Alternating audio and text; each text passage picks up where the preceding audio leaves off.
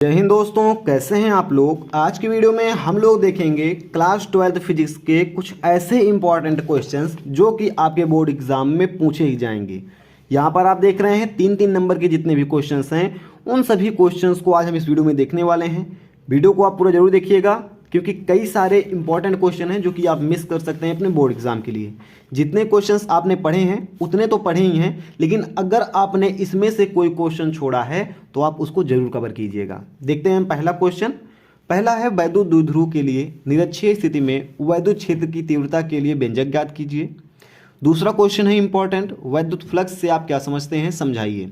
Flux लिखना है, उसकी परिभाषा लिखना है, मात्रक लिखना है, उसके व्यंजक लिखना है। ठीक है, सारी चीज़ें आपको लिखना है।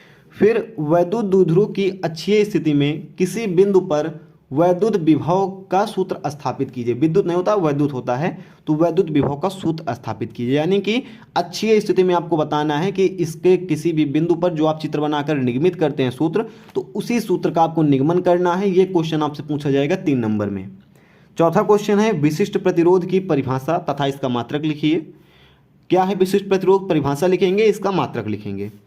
फिर अपवाह वेग तथा अनुगमन वेग की परिभाषा दीजिए। अपवाह और अनुगमन वेग अच्छे से तैयार करना है, इसको आपको भूलना नहीं है। इसके आधार पर ओम के नियम का निगमन करने के लिए भी आता है, जो कि आपसे दीर्घ उत्तरीय क्वेश्चन में या विस्तृत उत्तरीय क्वेश्चन में पूछता है। उसकी वीडियो जल्द आएगी, लेकिन ये लघु उत्तरीय है, ये भी आता है, इससे संबंधित ओम का नियम भी आता है, तो इसको आप तैयार कीजिएगा।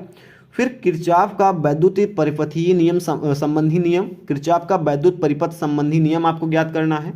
इसको आपको लिखना है अच्छे से कम मान चलिए 3 नंबर के क्वेश्चंस हैं, तो आपको 8 लाइन में तो जरूर करना है। अगर आप सोच रहे हैं कि 3 नंबर क्वेश्चन है 5 लाइन में क्वेश्चन खत्म कर देंगे, तो 3 में से 2.5 नंबर मिलेगा, कोई पता नहीं है, 2 ही नंबर आपको दे एग्जामिनर। बढ़िया रहेगा तो 2.5 देगा, नहीं तो 2 ही नंबर देगा।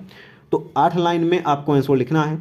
8 लाइन मीन्स आपने लिखा अपवाह वेग, इसकी आपने परिभाषा लिखी।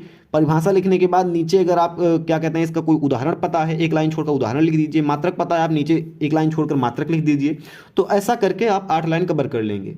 अगर पूछा है परिभाषा दीजिए और आपने परिभाषा देकर ही हटा दिया, कोई ना उदाहरण दिया ना कोई इसका क्या कहते हैं मात्रक वगैरह दिया, तो फिर पूरा नंबर नहीं मिलेगा, 3 में से 2 ही नंबर मिलेगा। तो जितना पूछा गया है उतना तो बताएंगे ही, एक्स्ट्रा में जो बता सकते हैं उसको भी बताएंगे, साथ में टाइम मैनेजमेंट फॉलो करेंगे। ऐसा नहीं है कि एक क्वेश्चन में सब कुछ बताने के चक्कर में एक ही क्वेश्चन में पढ़े हैं, सभी क्वेश्चंस को आपको अटेंड करना है, बराबर टाइम देना है सभी क्वेश्चंस को। फिर हमारा क्या करना है, व्हीटस्टोन सेतु का सिद्धांत लिखना है कि व्हीटस्टोन सेतु का सिद्धांत क्या है। बायोसेवर्ट का नियम लिखिए तथा इसके व्यंजक लिखिए। जैसे कि बायोसेवर्ट की परिभाषा, इसका चित्र और इसका व्यंजक, सभी चीज़ें लिखेंगे तो 8 लाइन तो आसानी से कवर हो जाएगी। फिर एम्पियर का परिपथीय नियम लिखिए। एम्पियर का नियम, इसकी परिभाषा, इसके व्यंजक, इसका चित्र, सभी चीज़ें आपको बनाना पड़ेगा। फिर नतिकोण और नमन कोण की परिभाषा दीजिए। नमन कोण क्या है, नतिकोण क्या है, परिभाषा उदाहरण सहित आपको देना है इसमें।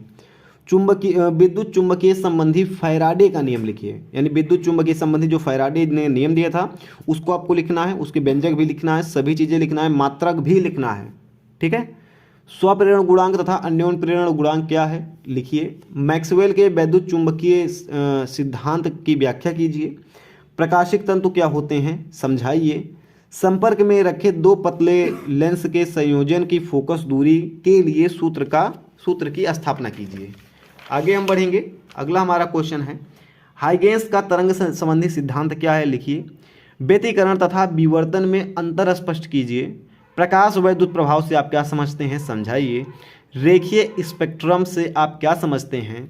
हाइड्रोजन परमाणु मॉडल के लिए बोर के 3 परिकल्पना समझाइए। समभागी तथा समस्थानिक नाभिकों से आप क्या समझते हैं, इनमें अंतर क्या है, इसका उदाहरण क्या है, सभी को आपको बताना है। फिर नाभिकीय संलयन तथा नाभिकीय विखंडन को उदाहरण सहित समझाना है। पीएन संधि डायोड अग्र अभिनत क्रम तथा पश्च अभिनत में जो भी दोनों हैं, दोनों को आपको अच्छे से लिखकर उदाहरण सहित आपको समझाना है। 24 क्वेश्चन थे जो कि मोस्ट इंपॉर्टेंट थे आपके बोर्ड एग्जाम के लिए। इसके अलावा भी क्वेश्चंस हो सकते हैं, ये मत समझिएगा कि हमने 24 पढ़ लिया, आप कहीं से भी नहीं आएगा, 24 में इसी आएगा जो आएगा। इस चक्कर में मत रहिएगा, जहाँ से आपको मटेरियल मिल रहा है वहाँ से पढ़ेंगे। फिलहाल जिनको टाइम नहीं है पढ़ने का वो यहाँ से पढ़ सकते हैं इतने में से, तो उनका पास होने का काम इसमें से चल जाएगा। अगर आप देखेंगे तो इसमें कई सारे क्वेश्चंस अलावा भी पूछे गए हैं, इसीलिए बोल रहा हूँ कि आपको अलावा भी क्वेश्चंस पढ़ने हैं। जैसे कि यहाँ पर बोला गया ट्रांसफार्मर क्या है, ट्रांसफार्मर से होने वाली ऊर्जा हानियों का विवरण दीजिए। विद्युत चुंबकीय तरंगों की अनुपस्थ प्रकृति को समझाइए। रेडियो तरंगों के उपयोगों का संक्षिप्त विवरण दीजिए। उभयनिष्ठ उत्सर्जक विन्यास में ट्रांजिस्टर प्रवर्धक का परिपथ आरेख खींचिए, इसकी क्रियाविधि को समझाइए। लेकिन अगर आपने इन सभी को पढ़ा है, यानी कि जो भी वीडियो में दिखाया गया, तो आप देखेंगे कि इसमें आपका देखिए नाभिक से संबंधित आया है क्वेश्चन, एम्पियर का नियम आ गया, समस्थानिक संभारिक आ गया है। इसी तरह से इधर आएंगे तो इधर भी आपसे कई सारे क्वेश्चंस हैं। नाभिकीय बम रिएक्टर, जो कि भी मैंने बोला कि नाभिकीय संलयन विखंडन है, तो ये आपका आ गया क्वेश्चन। तो ऐसे ही कई सारे क्वेश्चंस आपके आएंगे। फिलहाल जो भी आपके टीचर्स पढ़ा रहे हैं, जो भी आपको लग रहा है इंपॉर्टेंट है, प्रीवियस ईयर के कम से कम 2-3 साल के क्वेश्चंस आप जरूर सॉल्व कीजिएगा, ताकि आप बोर्ड परीक्षा में अच्छे नंबर ला सकें। फिलहाल इस वीडियो में इतना ही था। बोर्ड परीक्षा के लिए आपको बहुत बहुत शुभकामनाएं। मिलते हैं किसी नेक्स्ट वीडियो में। जय हिंद।